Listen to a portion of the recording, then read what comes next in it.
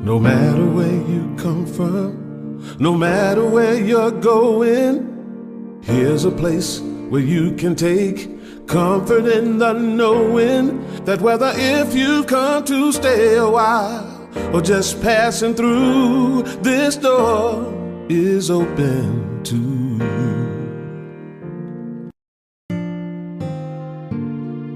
No matter where you come from, no matter where you're going, here's a place where you can take comfort in the knowing that whether if you've come to stay a while or just passing through, this door is open to you.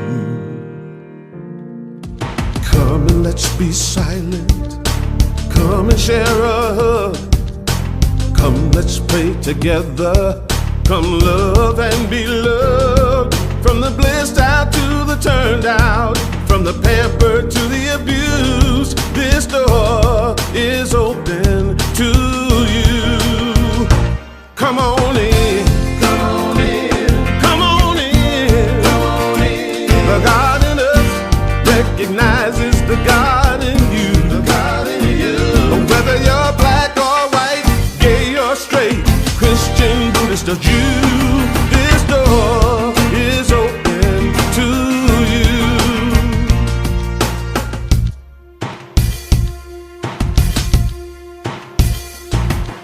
If there's some kind of trouble or pain you're going through, know that you are not alone and someone cares for you.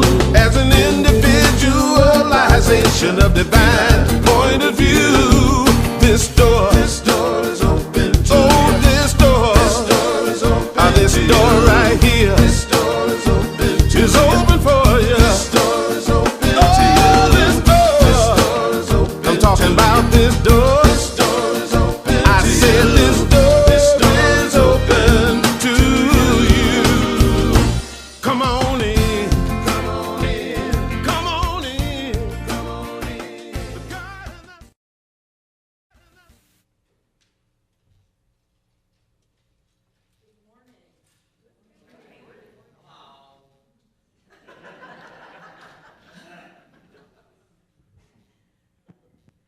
Welcome back. Am I on? No. We might need some new batteries. Hello. Yeah, shit's going off.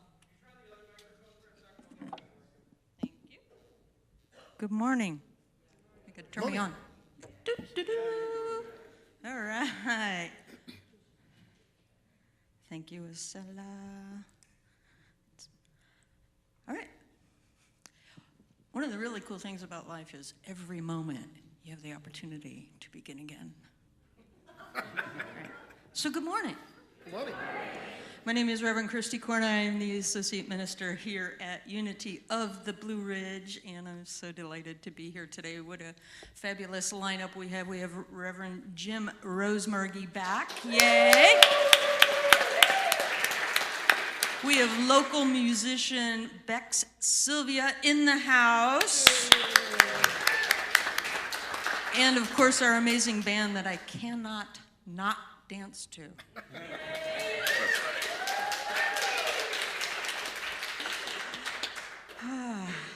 So I want to welcome you here in person, and if you want to turn around and wave to the live stream back there, thank you to those in our sound booth, our IT and audiovisual team, thank you. Welcome to all of you, and let's just center ourselves in prayer.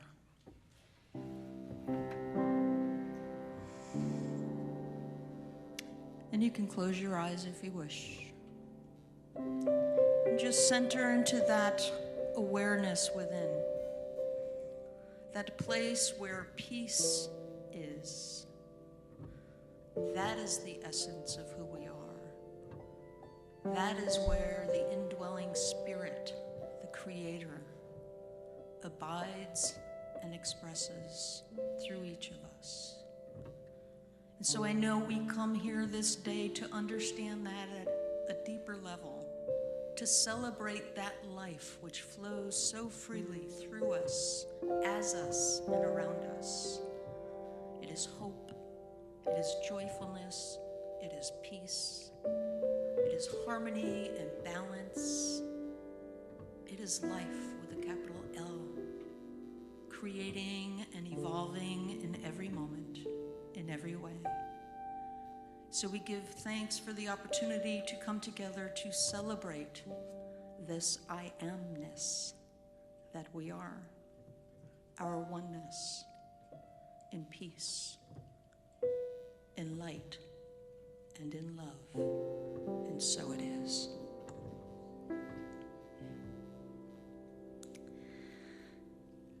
And so now is a wonderful opportunity to, again, just turn around, give a little namaste greeting to one another. And if you can, turn around to the camera again. Namaste greeting to those of you that are watching our live stream all around the globe. And if there are newcomers here and you would like to identify yourself, please raise your hand. And what we'll do is we'll give you one of these blue cards and say, welcome. Yay, over here. Wonderful. Welcome. Thank you so much for joining us. Great. And we have our greeters will be out in the lobby afterwards. We have a welcome center which has information and about our community, and we just want to welcome you. So thank you. And we'll invite the kids to go. It's a very special day. We have another mentoring moment. A couple weeks ago we had Fred Racy, who's a pilot, teaching about being a pilot. And today we have Reverend Deborah Ogiest, who is going to teach the kids about the chakra system. Really cool coloring, they have coloring handouts, so I saved one for myself, of course. So, Reverend Gabby, Reverend Barbara Ann, thank you for your leadership with our youth. Yeah, we appreciate you. And so this goes to all of you. We're just gonna open up with a blessing. We love you, we bless you, we appreciate you, and we behold the divinity in you. Have fun. Get those chakras aligned. And now I'd like to introduce Bex Silvia. She is a local artist, musician, singer, songwriter, recording artist, and phenomenal voice, and you are in for a real treat. Let's give her a warm welcome, Bex Silvia.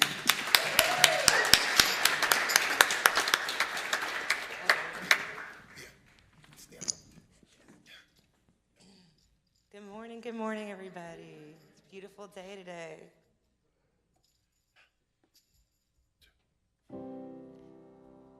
Life is a journey, not a destination. There are no mistakes, just chances we've taken. Lay down your regrets, 'cause all we have is now. Wake up in the morning and get out of bed. Start making the mental list in my head of all the things that I am grateful for.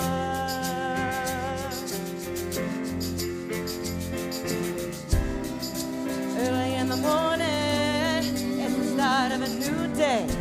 New hopes, new dreams, and new ways.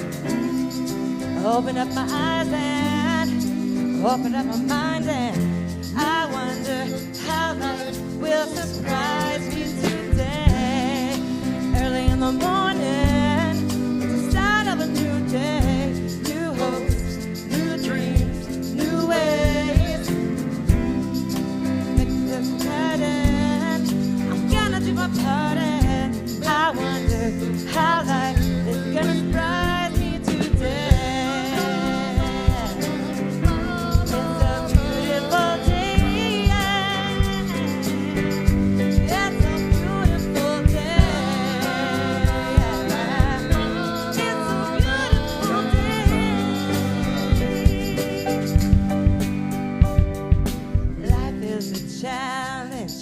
Not a competition. You can still smell the roses and be on a mission. Just take a moment, get in touch with your heart. You know, sometimes you feel like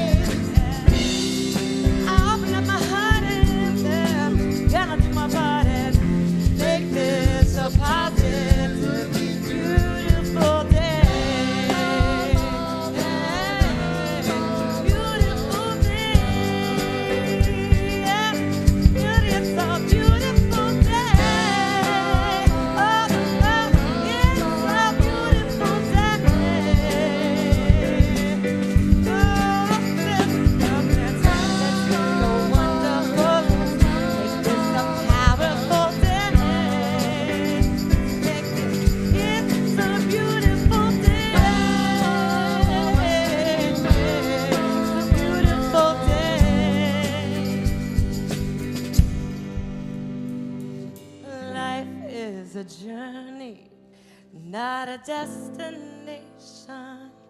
There are no mistakes, just chances we've taken. Now lay down your regrets, 'cause all we have is now.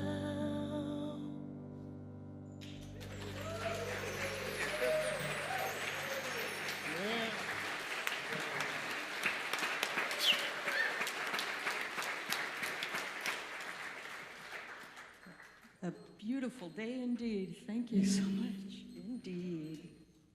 All right.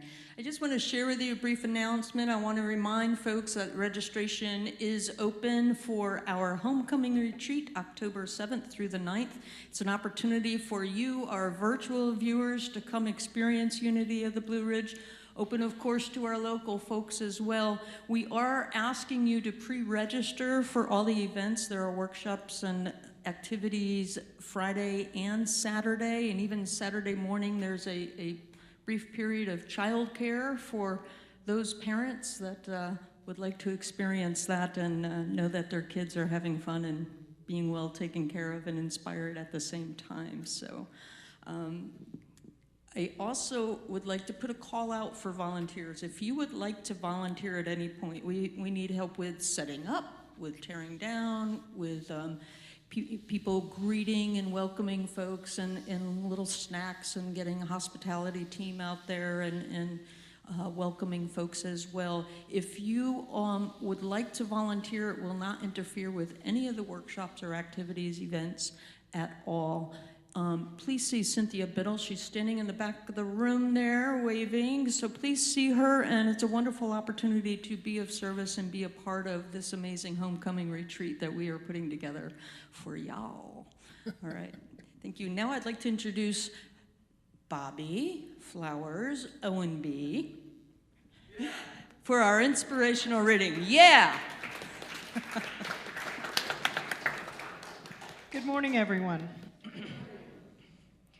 I was asked to do a reading today, and I kept thinking, what am I going to do? What am I going to do? And then this poem that I'd found a while back came to mind. So the name of the poem is God's Mirror by Margot J. Ford. I wish there was a mirror held up to me by the hand of God, reflecting how he sees me and affirming I'm not so very odd. I sometimes stop and wonder what God would say to me were I to sit and ask him what good in me he sees. In times that feel like crisis, when faith and trust have flown, I wish I'd hear God saying, "Beloved, you're my very own." So I would always honor the self that's deep within, and clearly see myself the way I appear to him. But deep inside, I really know that I am perfect in his mind, and affirming that I know the truth, I leave my doubts and fears behind.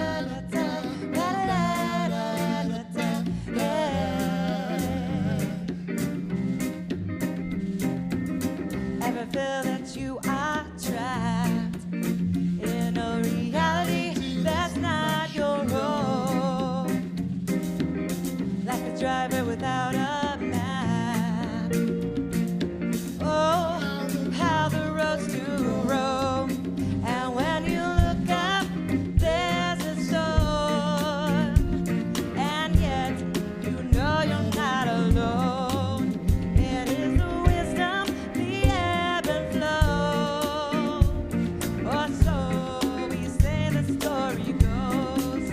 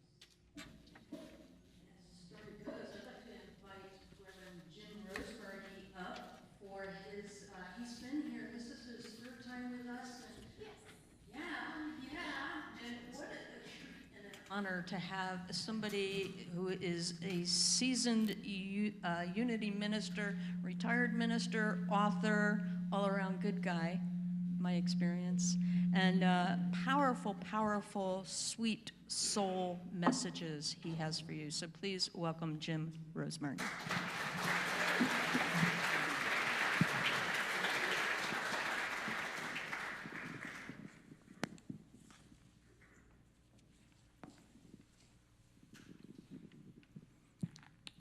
Let me look you over.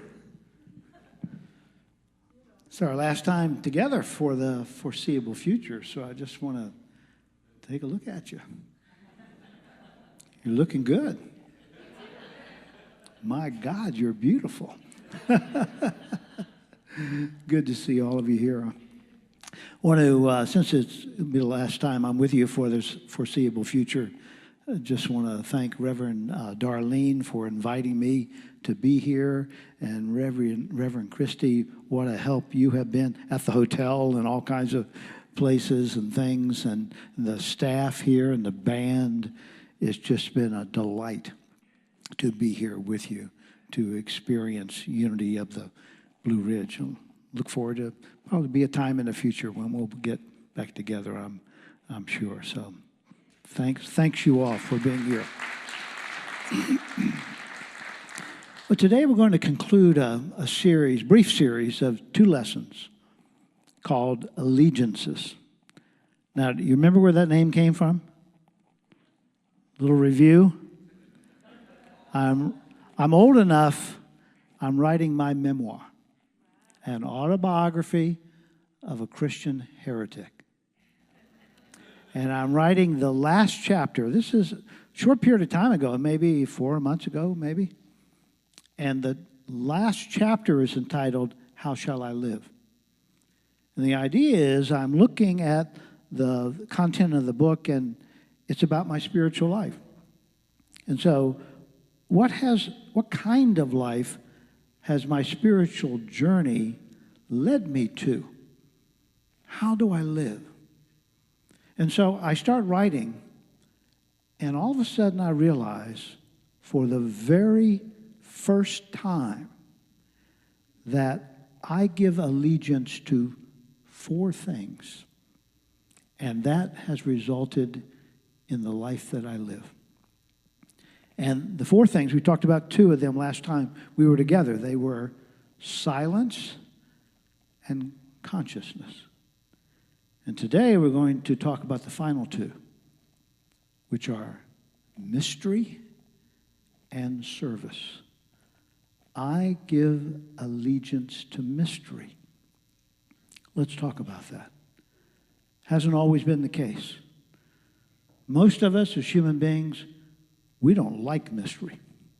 We want to strip it away. We want nothing to do with mystery. We want peace through control, order through control. The thing is this, we're not in control.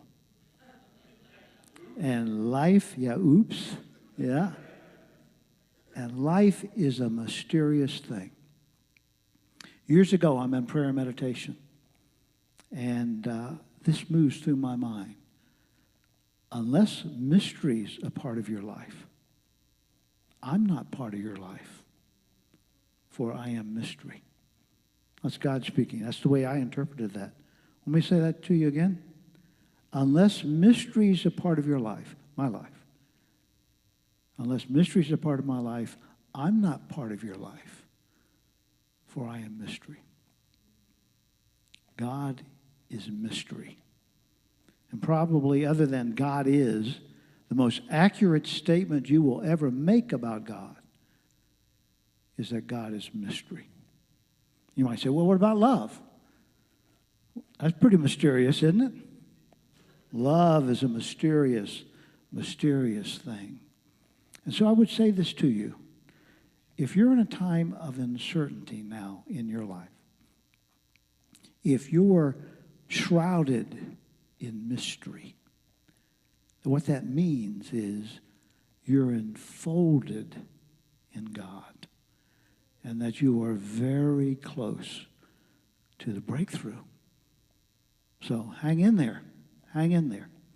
Remember we talked before about faith like a tiny seed. And seeds don't break their husk resting in the palm of your hand or on the surface of the ground. Seeds, faith, comes into being where? In the darkness of the earth, in uncertainty, in mystery.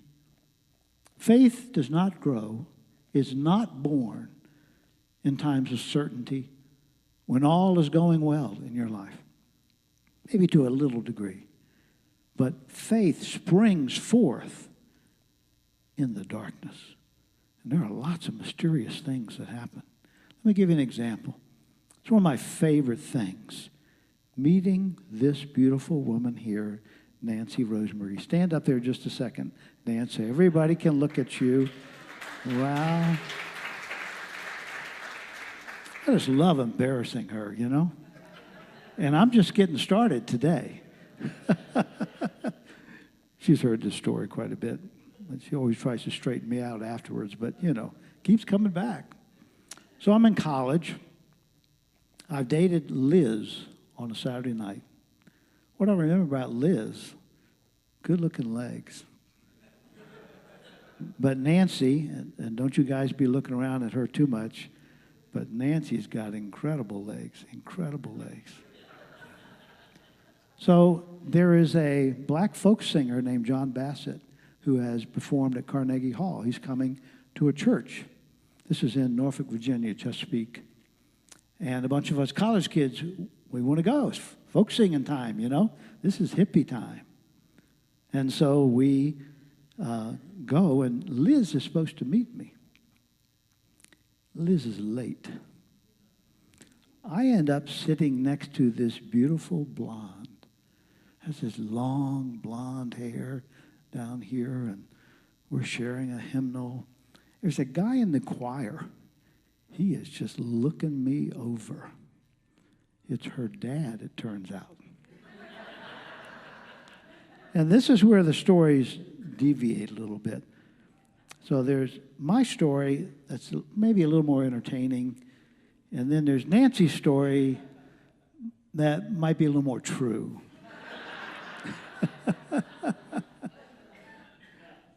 And so afterwards, Nancy, after the service, Nancy says, would I like a tour of her church?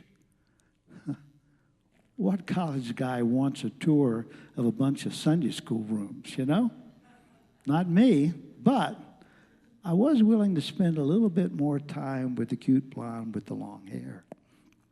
So my story is, Nancy drugged me all around the church. Nancy's story is that I followed her like a puppy dog all around the church. Now, who are you going to believe? A man of the cloth, a reverend? Well, Nancy and I spent some time with one of her friends and a boyfriend and went to see puppies, I remember. A couple weeks later, we had our first date, and I came by to pick Nancy up, and she's got short hair. I said, what happened to your hair? I said, where is it? She says, sitting on my dresser. So it was a fall. It was a fall.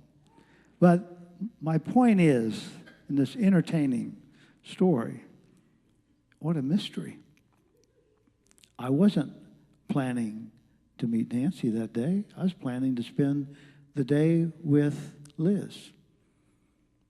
But this incredible journey that Nancy and I have taken, we're in our 53rd year now, started in mystery. Yeah, how about that? For a unity minister, that's practically a miracle, you know? So you understand? You understand? So let's trace where we are with the days that we have spent together. I give allegiance to silence. And silence yields a birth in consciousness. But not just any consciousness, ideally. It really yields a spiritual consciousness. And it's here. Jesus spoke of this as the kingdom, conscious oneness with God. He said it's here. We are one with God. Will we be conscious of it? And how do we see it? So if it's already here, then it becomes a matter of consciousness. How do we see it? Jesus told us. There was a man named Nicodemus. He's a member of the Sanhedrin, 60-member body of religious leaders. They rule Israel under the Romans. And this man wants to talk to Jesus. He comes by night. Two things. Comes at night, doesn't want to be seen by anybody. Two, metaphysically, comes at night, he comes in ignorance. This becomes readily apparent. So Jesus, in their first interaction, what we have recorded, he answers a question that Nicodemus never asked, but it's on his mind. It's on everybody's mind about the coming of the kingdom so they can be rid of Rome. That's what that's all about. And then for Jesus, see, Nicodemus is waiting for it. Jesus says, it's here. So Jesus says to him that in order to see the kingdom, you must be born again. In order to see the kingdom, you must be born anew. In other words, if you want to see the kingdom as here, you want to experience your conscious oneness with God, it requires a spiritual awakening. Nicodemus, he's no metaphysician. He's not like you. He's not a metaphysician. He's a literalist because he says to Jesus, well, how can a man enter a second time into his mother's womb? Wow. He's a literalist. Jesus is gentle with him. He says, you must be born of water. That's the birth, that's the womb. And you must be born of spirit. So what's required to see it is a spiritual birth. That's what unity and religion is really all about. It's not learning patience for the kingdom to come. It's waking up to see it is here and to enter into it. Jesus said a blasphemous thing, revolutionary. And there was another occasion, there were people bringing children to Jesus for him to bless them. The disciples were trying to push him aside. And Jesus says, no, bring the kids to me, for in order to enter the kingdom. Now, we talked about seeing the kingdom, remember? Now we're talking about entering the kingdom. You must be like a child. That's blasphemy. You know why? Because in Jesus' time, God lived in the temple. They didn't have the concept of the omnipresence of God. They built a home for God on the temple in Jerusalem, Temple Mount, and there's a room there. It's called the Holy of Holies. It's a perfect cube. That's where God lived. And one man, not a child, one man entered the kingdom, entered into God's presence once a year on the Day of Atonement, and the man was the high priest. Jesus just tears that to shreds for those who can see it. Because what he says, to enter into it, you have to be like a child. Curious, filled with wonder. That we have all been that way. But often as adults we become jaded. We have to have our security in what we believe, and we believe it again and again and again for decades in our lives. And we're meant to be filled with wonder and curiosity for how else will consciousness grow. And how shall we know how a consciousness of God, for instance, how will it manifest itself? In a word, It's mystery. No one will know. You go to church looking for Liz and find the love of your life. Unity Ministries teaching a class. And all of a sudden, he and the class, they hear a big crash outside. They go outside and the minister's car slipped out of gear, rolled down a hill, over an embankment. It's upside down, the wheels are spinning. Now, you know how Unity Ministers are. Talk about a bunch of positive things, you know, and how to face challenges of life. And so what are they doing? There's the car, there's the minister. He's looking, they're looking at him, wondering, how is he going to respond to this? Now we get to see truth in action. And you know what he says? It's a famous story in Unity. I can hardly wait to see the good that's going to come out of this. Mystery, friends, mystery. I give allegiance to mystery. I'm comfortable with it. I don't strip it away anymore. I'm enveloped in it. You're enveloped in it. Embrace it. Be like the seed. So that's an allegiance to mystery. Are you with me? Allegiance to service. I had a dream. In the dream, I'm on my spiritual journey. Come to a chasm in the earth. And there's a bridge. There's a person on the other side of the bridge. They come across, take me by the hand, take me across the chasm and the bridge. And I say, are we going to journey together on the spiritual journey? And they say, no, I'm going on. You must stay here and help another across the chasm. You get the meaning of that? You know the meaning of that. This man, John Considine, he knows the answer. He's a Unity minister, retired now, just passing through. That's service. There comes a time in your spiritual journey when it can no longer just be about you. It must be about us, about the human family. You must serve at some point. That's what must happen. And then a transformation ultimately begins to take place. So how is it that we actually serve? You know, like in a prayer ministry, you have a prayer ministry here. And I know every prayer ministry I've ever been a part of, people are reluctant. They don't feel worthy to pray for others. And it's part of the problem is they think they must do something. And the real answer, it is not I, but the Father within who does the work. So what's the model for how service really takes place? Whether it's a prayer ministry or whether you're in a service profession or you're just helping your neighbor. What's the model for it? An example in Jesus' life. He's called to go to the bedside of a little girl. Her father's name is Jairus. He works at the synagogue.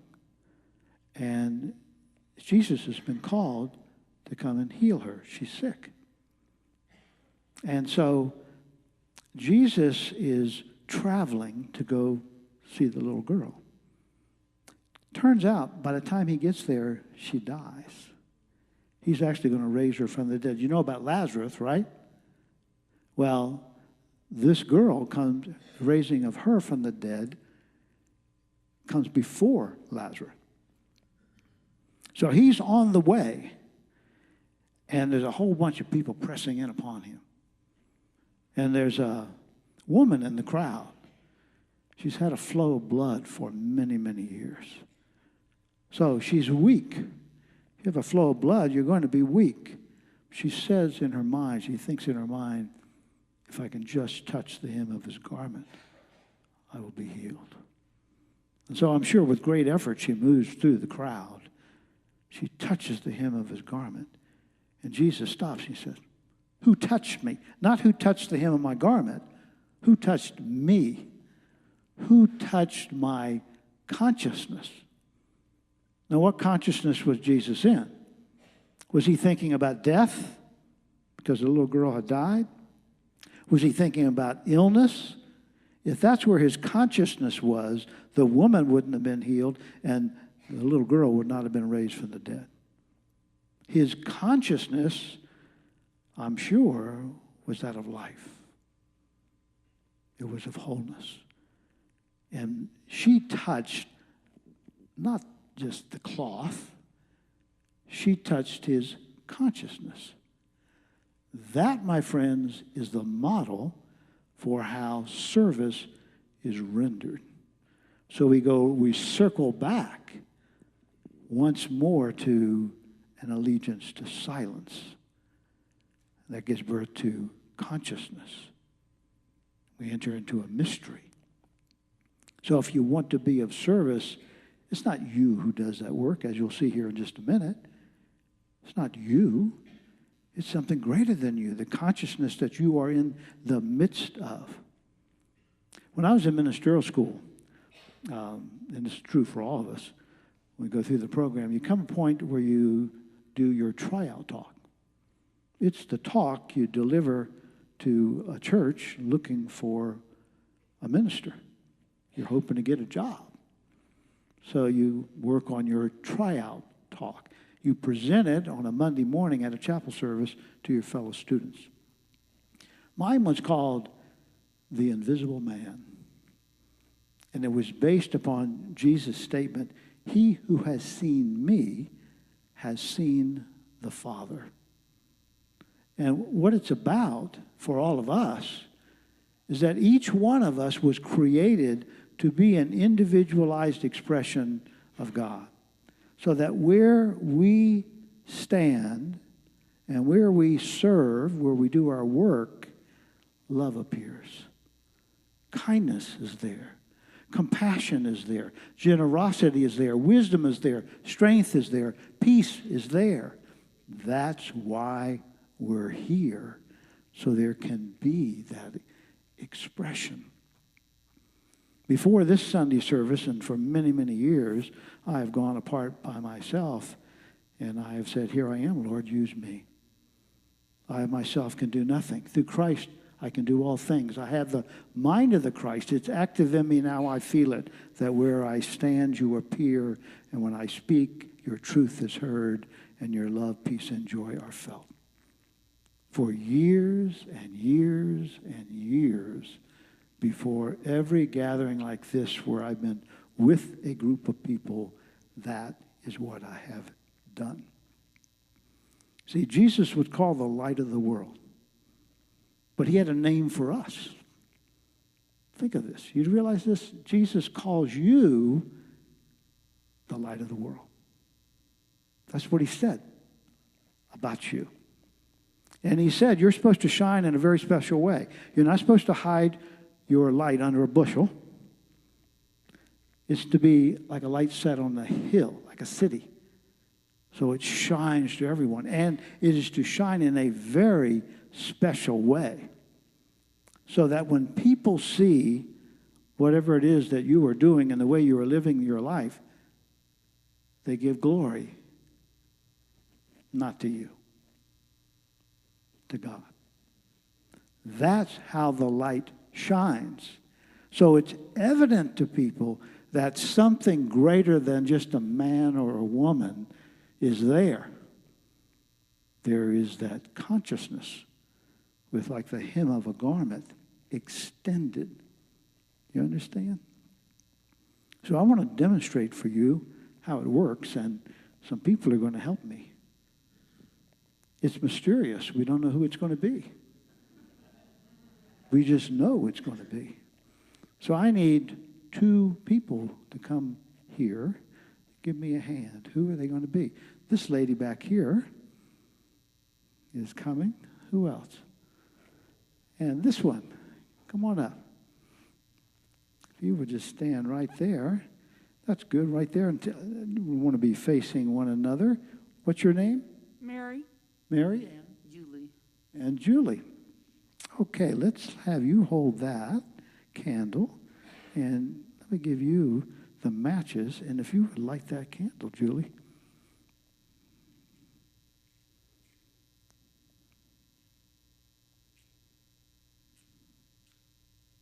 Light that candle, Julie.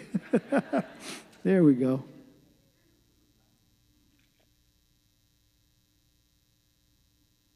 There you go. And now, take out another one and light this candle.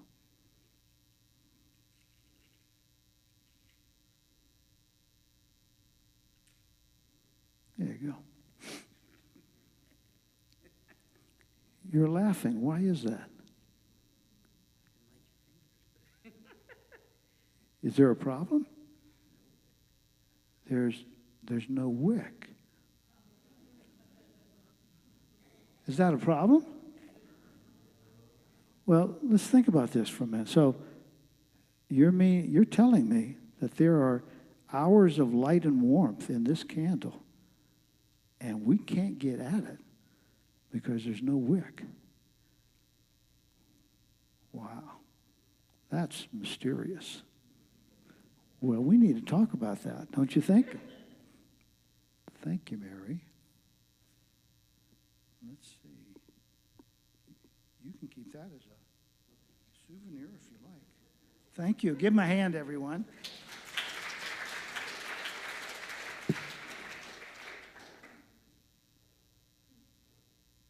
Got wax all over me here.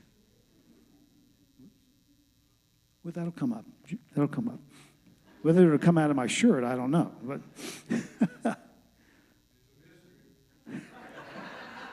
it is right now, that's for sure. So, the candle. This is God's dilemma. Everything is available. Strength, source, love, peace, strength. Everything you need is available. Everything. But God needs a wick. Needs an avenue for expression. What is the wick? It is a person. But not any person. It is a person who is conscious of their oneness with God. Whenever that happens, a light shines. Whatever is needed is provided. That's why you were created. 4 threads coming together to create a mantle that we are to wear as we give allegiance to silence, to consciousness, to mystery and service. It's a mantle that we are to wear. So we stand at the bridge and someone says to us, "Look, someone is coming. Behold, go and greet them. Take them across the bridge, 2 by 2. And so it is. Amen. God bless you. Amen. Thank you.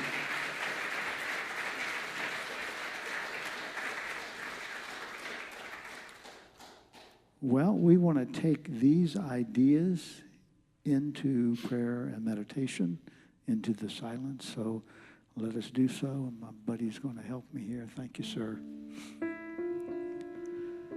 Take a deep breath.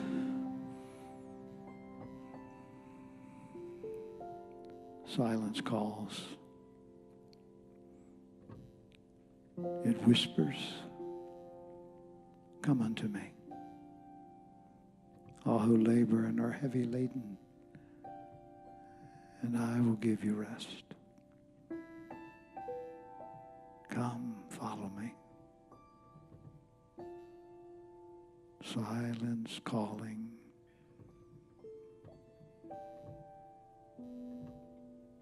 The kind of womb where there is birth, new seeing, perception, where scales fall from eyes, and I see as I've never seen before. I hear the echo. He who has eyes to see, she who has eyes to see. And so I am in this place of birth, this womb, silence. It enfolds me. Consciousness is born here, a place of awakening, of seeing. Nothing coming. It's all here, waiting for me to stop my toiling and spinning and just rest. I begin to see, to feel, to know what I've not known before. I have the feeling I can do what I've not been able to do before, or see things I've not been able to see. Silence enfolds me.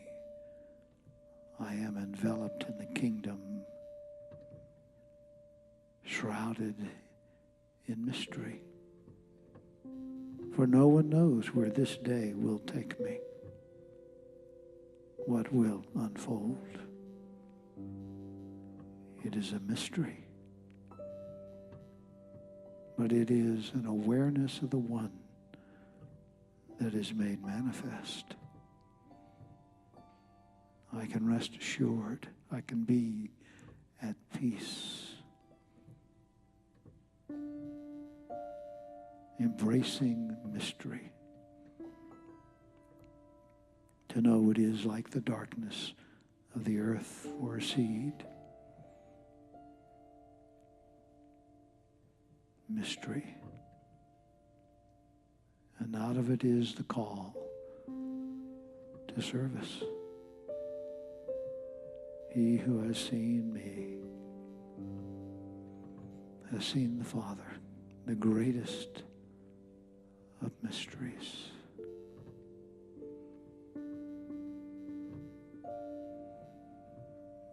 And so I have that mantle on my shoulders, threads woven together, an allegiance to silence, to consciousness, to mystery, to service. And I can be,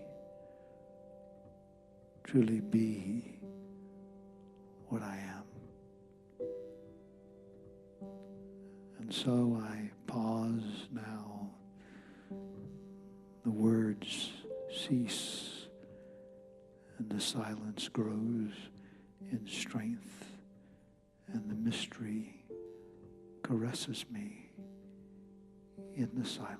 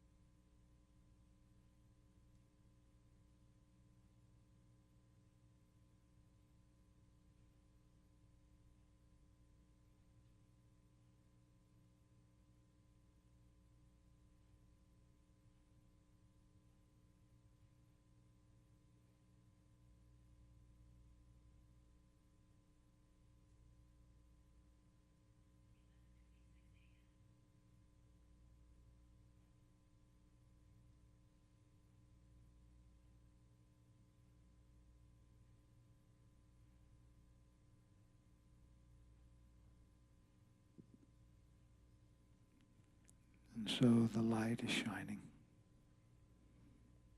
I am a wick in God's candle. And glory is given to the one. Truly all is well. I am a thread in the hem of the garment, woven of 4 threads: silence, consciousness, mystery, and service. And truly, truly, all is well. So let's just take another deep breath. Feel the rise and fall of our chest. Know that all is well. It is a good day. And so it is. Amen.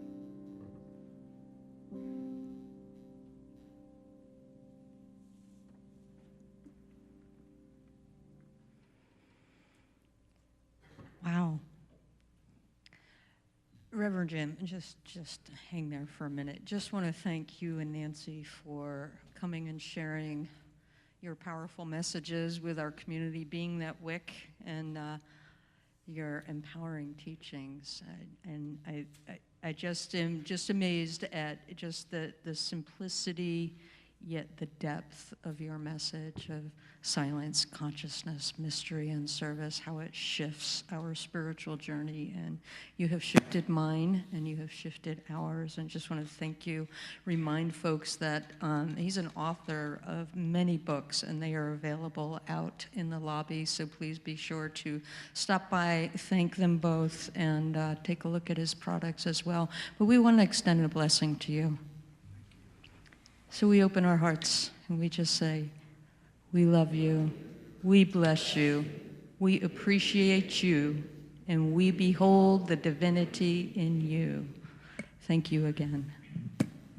Let's give him a hand.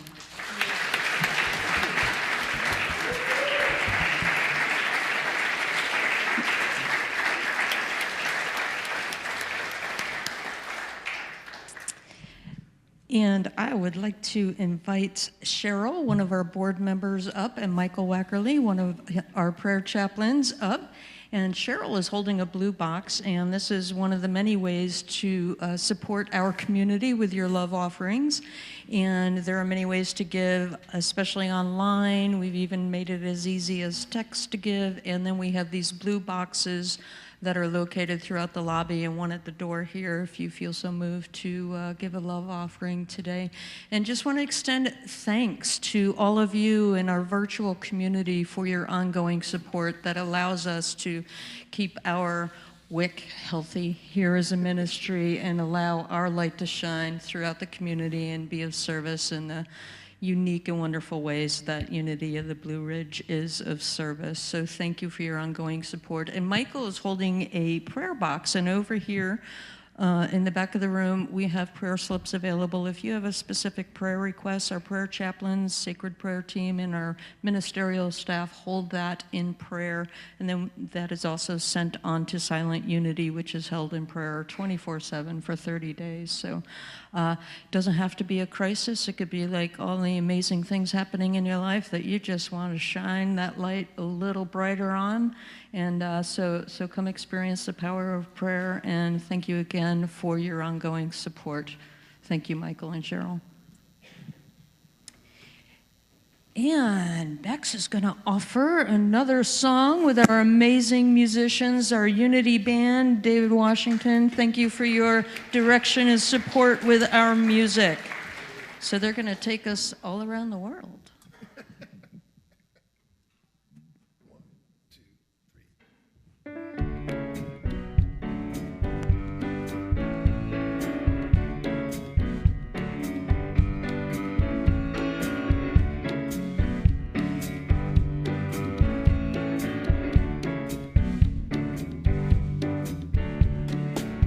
What's all the fuss about? Can people get along? Maybe we ought to talk about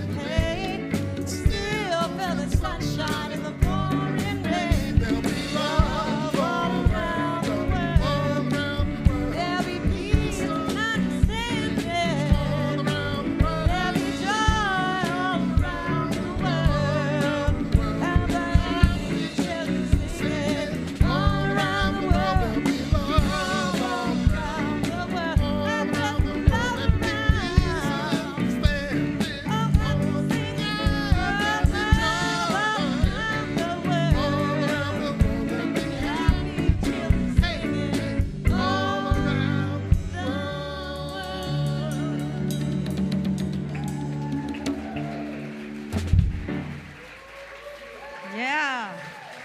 Bex Silvia, thank you for your gift of music this week.